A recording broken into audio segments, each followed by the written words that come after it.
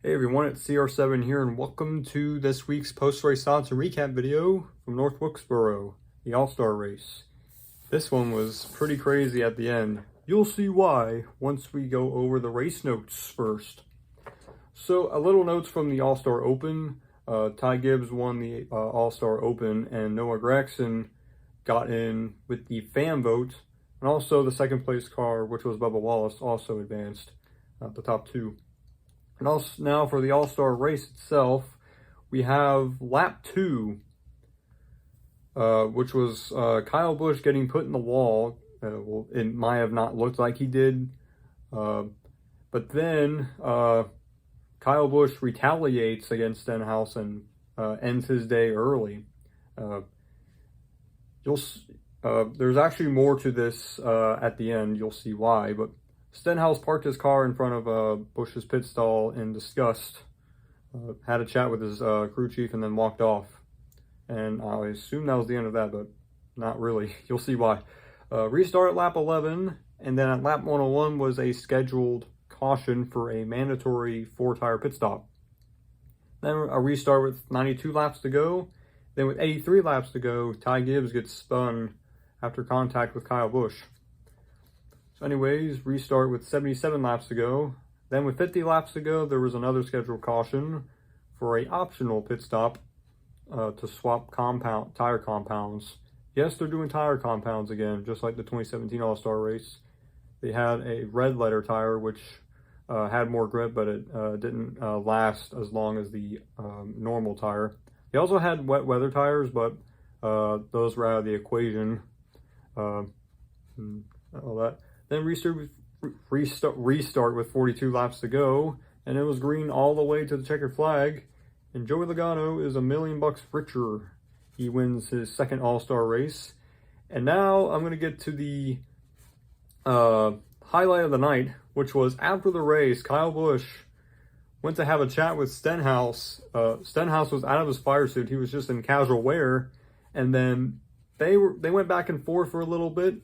And then Ricky literally throws a punch. I don't think he connected at all, but it started a brawl in front of, I'm not sure whose hauler it was. I think it was Stenhouse's hauler, but they got into a big fight. Some of the pit crews went at it, but Stenhouse threw the punch. I think he missed. Put in the comments if you think he did miss, but on the footage it looks like he might have kind of missed Kyle's face, but I saw multiple angles of the actual altercation, and it was pretty wild.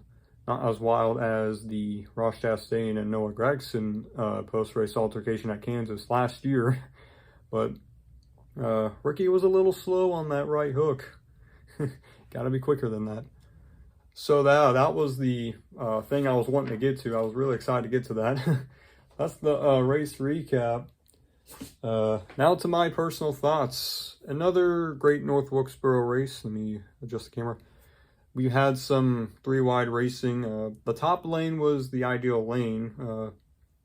I'm guessing it depends on which tire compound you had.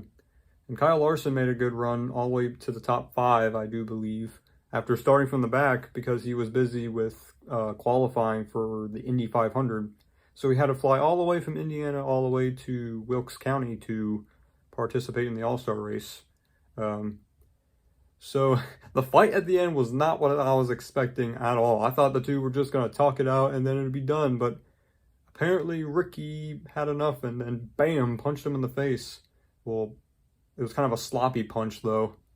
Kyle went to dodge it a little bit. I don't think Stenhouse got the full knuckle there. I think he kind of botched that sucker punch or cheap shot punch or whatever you want to call it. But I always like my post-race altercations. They really are unexpected and entertaining. Post-race altercations I kind of enjoy, especially on the short tracks. Short track tempers and also the $1 million on the line was what fueled that frustration there. So what an unexpected post-race fight there.